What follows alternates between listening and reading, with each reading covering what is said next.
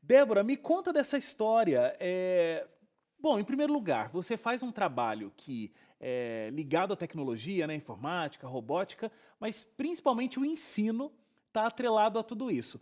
Você sempre foi uma pessoa muito ligada a essa coisa de ensinar?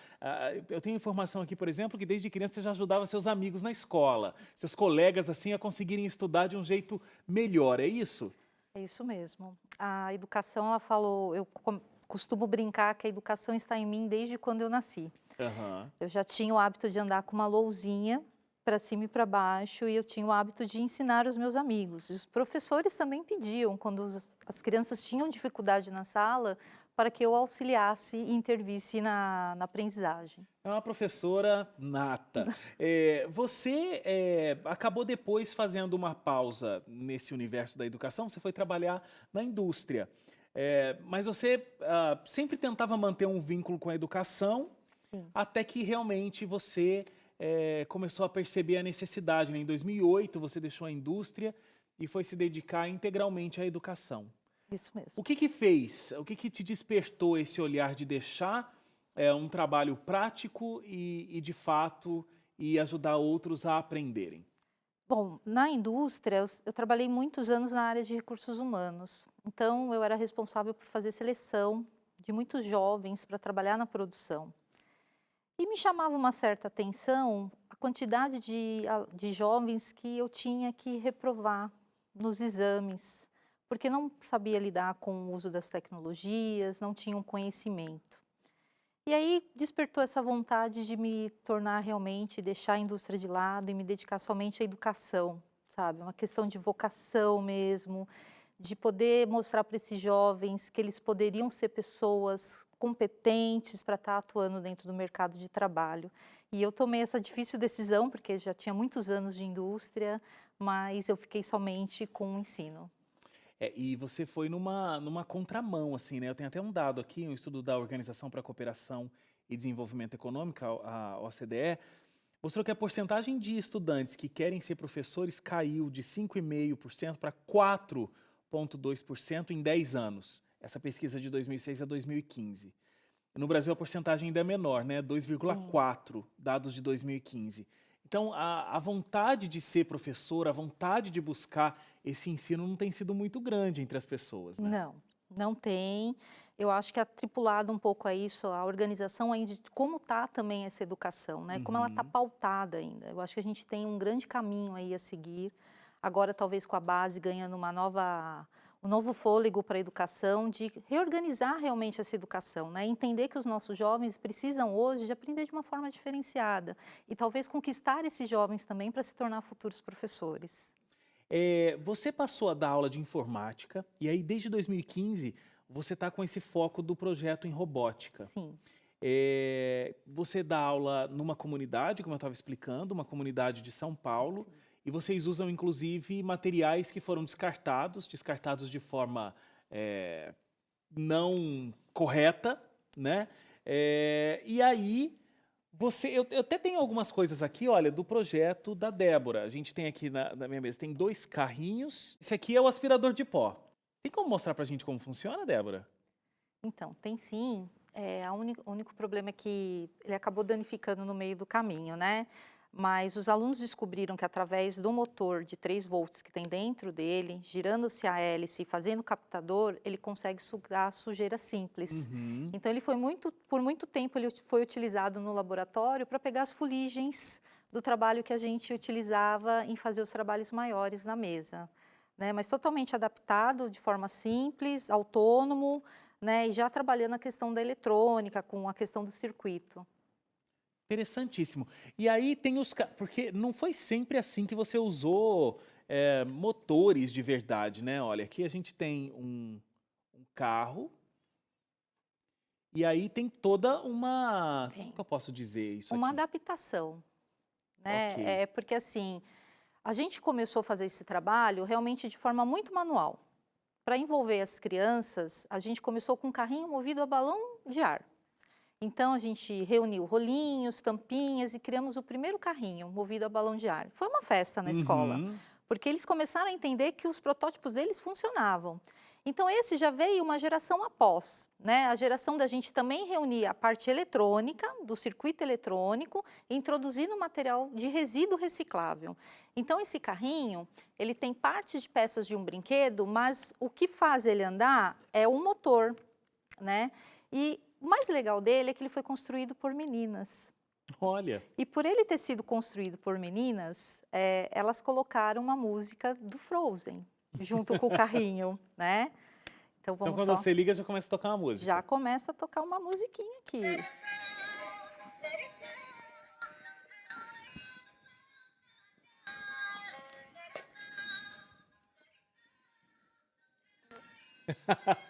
Olha que sensacional. Então ela agregou o sensor, né, para ele não ficar batendo nas coisas e aproveitando partes de um brinquedo quebrado para adaptar o Arduino dentro, para ele poder fazer essa funcionalidade. E aí tem esse outro aqui também, né, Débora? Esse aqui é um carro meio antigo, uma coisa... Sim, esse já é a evolução desse, né? Porque também foi feito por meninas, o que me alegra muito, né? Ver o quanto elas estão aprendendo dentro desse processo e não se intimidando com ele. Então, foi feito por meninas e ele produz um circuito de RGB para ele poder acender as luzes. Então, o farol de trás do carro. Deixa eu mostrar aqui, peraí. Tem como eu ligo aqui? Isso, Ó, deixa eu mostrar aqui. Então tem o farol de trás e o farol da frente. isso. Olha o farol ligado. Muito legal mesmo. Então, agora é difícil ensinar para as crianças a robótica, porque não é uma coisa assim simples do dia a dia, eu imagino. Não é uma coisa simples. Eu acho que o grande ganho que o nosso projeto teve foi envolver os alunos em um problema social, que foi a questão do lixo, né? Também eu tenho um pouco da visão do quando eu trabalhava na indústria. Eu acho que as crianças de todo o Brasil, elas têm que aprender de uma forma diferenciada. A robótica foi o caminho que eu encontrei para trazer esse aprendizado mão na massa, significativo e envolvente. Então, acho que a partir do momento que eles começaram a perceber que eles estavam intervindo na vida em sociedade, ficou mais fácil ensinar. Porque eles se interessaram e eles vieram para o centro do processo de aprendizagem e eles se tornaram, devolvendo isso com protótipos de diferentes formas para a sociedade. Então, eles provaram para eles mesmos que eles podem aprender, eles podem competir, eles podem estar inseridos em tudo que eles quiserem daqui para frente.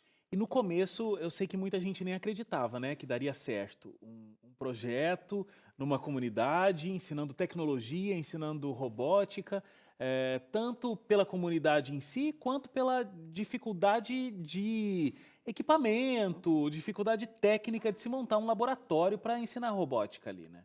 Sim, porque você precisa ter pelo menos um espaço para que você consiga colocar essa mão na massa. Uhum. Né? Na verdade, esse espaço dentro da Prefeitura Municipal nós temos os laboratórios de informática em toda a rede.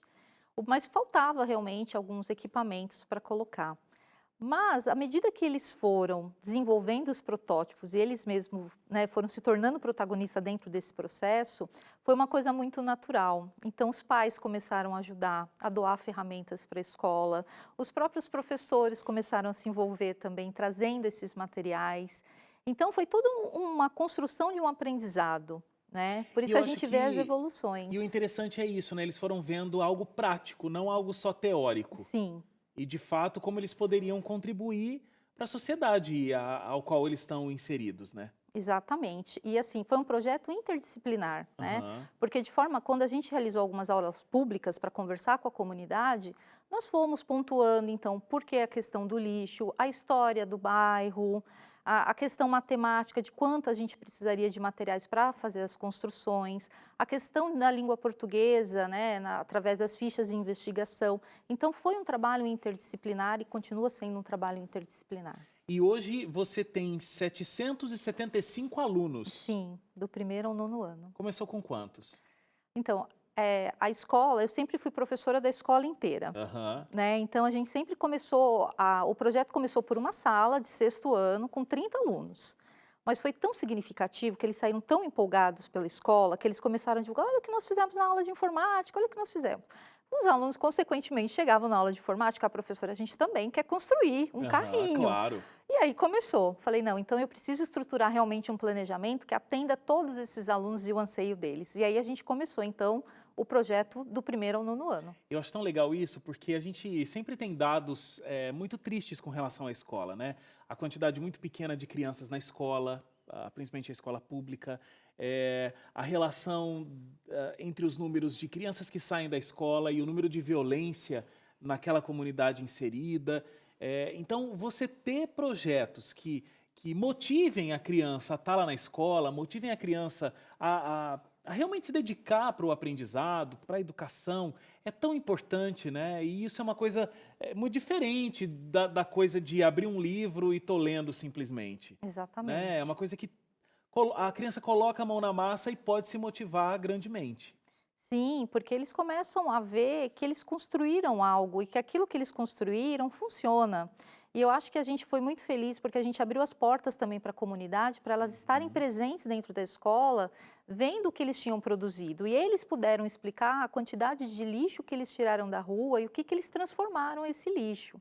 E aí eu acho que o outro grande ganho foi olhar para aquele aluno, né, que a gente não deposita tantas expectativas, depositar essas altas expectativas e ver o quanto ele se transformou dentro desse processo.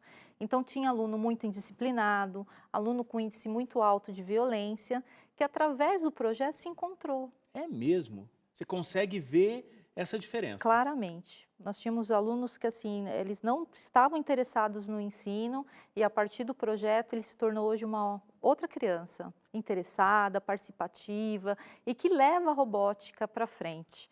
E não só na minha aula, eu acho que isso é muito legal, né? Nas Justamente outras porque é aulas, interdisciplinar. exatamente, nas outras aulas, eles também fazem robótica. Como? A maioria dos professores, igual agora na escola, está tendo um show de talento. Né? Eles quiseram mostrar um robô que eles construíram, dando passo a passo para ensinar os outros alunos. Então acontece de uma forma muito natural. Eles acabam fazendo o processo de ensinarem outros. Outros alunos a começarem também. E muitas das coisas não acontece só dentro da sala de aula, daquele tempo de 45 minutos. Eu acho que é isso que é muito bacana. Eles extrapolam, sabe? Eles estudam em horário diferente, eles querem retornar para a escola para estar construindo outras coisas. Então, assim, a escola realmente se tornou um espaço de aprendizagem realmente significativo, que contribui para a vida em sociedade. Interessantíssimo. E tem esses dois lados, né? Tem um lado altamente tecnológico, você está ensinando robótica, né? O que existe de mais atual em tecnologia e né, eles tendo toda essa iniciação à robótica.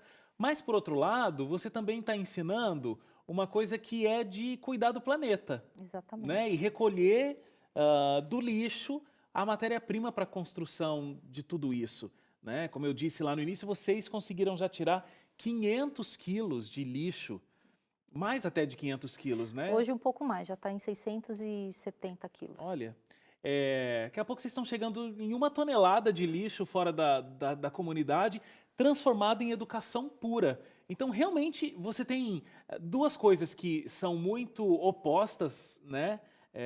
Na sociedade, cuidar do planeta e o desenvolvimento tecnológico, e nesse projeto as duas coisas andam juntas. Andam juntas e assim, o legal de ver tudo isso caminhando junto é ver o quanto eles se envolvem e o quanto eles estão conseguindo envolver a comunidade para que não ocorra mais um descarte irregular.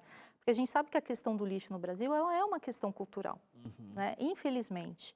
Mas a partir do momento, porque assim, quando a gente começou e assim com aulas públicas, eles falavam para mim, professora, a gente não vai conseguir mobilizar isso, vai ser muito difícil. E nem eles tinham a consciência do poder que eles tinham nas mãos. Então, quando eles começaram a retirar isso das ruas, levar para a sala de aula, e a gente começou também a fazer as feiras para a comunidade, abrindo as portas da escola, e as pessoas começaram, uau, nossa, você conseguiu produzir isso? Então, as coisas também começam a mudar, e as pessoas começam a criar uma sensibilização do que não pode. E contribui também. E eu acho que, de uma certa forma, a gente conseguiu integrar a comunidade junto com a escola. Muito bom, sensacional. Quais são os seus planos, Débora? Onde é que você quer chegar com esse projeto? Quais são as coisas que você acha que ainda podem crescer? Qual é o teu sonho? Então, eu acho que agora o meu sonho é expandir o projeto. Eu gostaria muito que ele se tornasse uma política pública, por todos os benefícios que eles trouxeram aos meus alunos e o quanto eles podem contribuir, né? Nós temos muitos professores que ainda não sabem como introduzir a robótica no ensino. Eu acho que a forma que nós começamos atacando um problema social foi muito feliz. É claro que o projeto precisa de adaptações, cada um tem que olhar para a sua realidade, mas assim, o que eu mais desejo hoje é que isso se amplie, né? Que outras escolas, que outros professores, que outros alunos do Brasil possam ser beneficiados do ensino dessa forma. Porque é um resgate do jardim da infância, a gente pode aprender fazendo. Claro. E que fica lá atrás, né? A gente não leva para a vida. A gente não leva para a vida. Eu tenho certeza que cada um que construiu, cada protótipo que está aqui hoje, foi muito significativo para os meus alunos. Com certeza. Parabéns, Débora. Muito obrigada. Muito legal entrar em contato com a tua história, conhecer esse projeto que tem ajudado tantas crianças. Que Deus continue te abençoando para que você atinja esse objetivo aí. Muito obrigada. Muito obrigado mesmo.